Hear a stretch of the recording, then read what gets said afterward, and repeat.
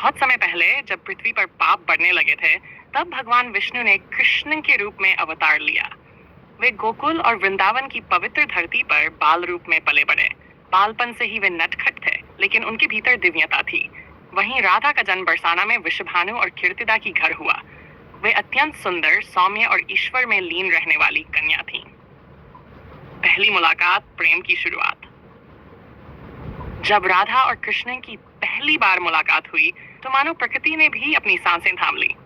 यमुना किनारे बांसुरी की मीठी ध्वनि के बीच कृष्ण राधा के सामने आए।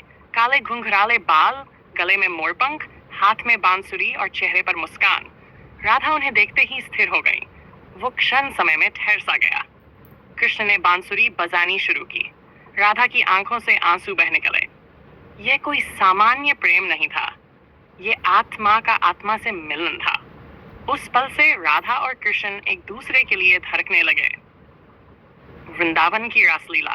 राधा और कृष्ण का प्रेम सिर्फ शब्दों में नहीं, नृत्य और संगीत में भी प्रकट होता था।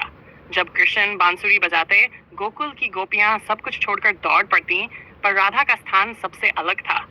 वो न सिर्फ नृत्य करती थीं, बल्कि प्रेम में विलीन हो जाती थीं। एक बार कृष्ण ने रास रचाया। चांदनी रात थी, वृंदावन के कुंजों में रासलीला हो रही थी। ऐसा कहा जाता है कि कृष्ण ने हर गोपी के साथ एक साथ नृत्य किया, परंतु राधा के साथ उनका नृत्य सबसे दिव्य था। राधा के साथ नृत्य करते हुए कृष्ण समय के बंधनों को तोड़ चुके थे।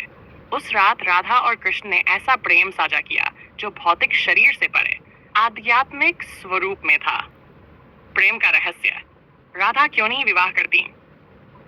लोग आज भी पूछते हैं, अगर राधा और कृष्ण का इतना गहरा प्रेम था, तो वे विवाह क्यों नहीं कर पाए? कृष्ण ने स्वयं एक बार कहा था, राधा और मेरा प्रेम दुनियावी रिश्तों से परे है। विवाह समाज की रचना है, पर प्रेम आत्मा की। राधा ने कृष्ण से कभी कोई अधिकार नहीं मांगा, और नहीं कृष्ण ने राधा को अपने प्रेम में बांधा। उनका प्रेम पूर्ण, स्वतंत्र और निस्वार्थ था। विरह। जब कृष्ण चले गए मथुरा, एक दिन कृष्ण को कंस के निमंत्रण पर मथुरा जाना पड़ा। ये विदाई सिर्फ एक नगर की नहीं, बल्कि हृदय के टुकड़े होने जैसी थी। राधा ने उन्हें रोका नहीं, बस मुस्कुराते हुए कहा, जाओ कान्हा, तुम जहां भी जाओगे वहां मेरी आत्मा साथ होगी। कृष्ण मथुरा चले गए, फिर द्वारका गए, कई विवाह भी किए, लेकिन राधा वृंदावन में ही रह गई, कान्हा की यादों में डूबी हुई। उन्होंने विवाह नहीं किया।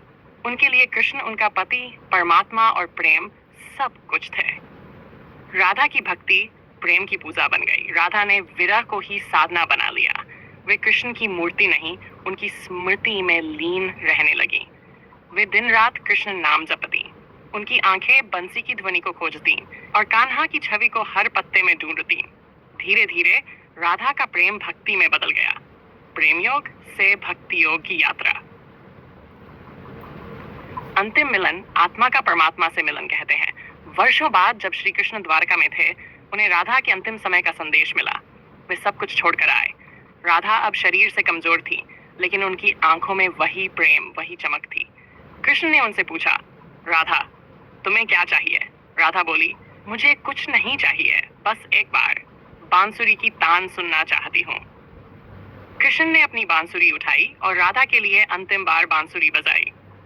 जैसे ही स्वर गूंजा, राधा की आंखें बंद हो गई।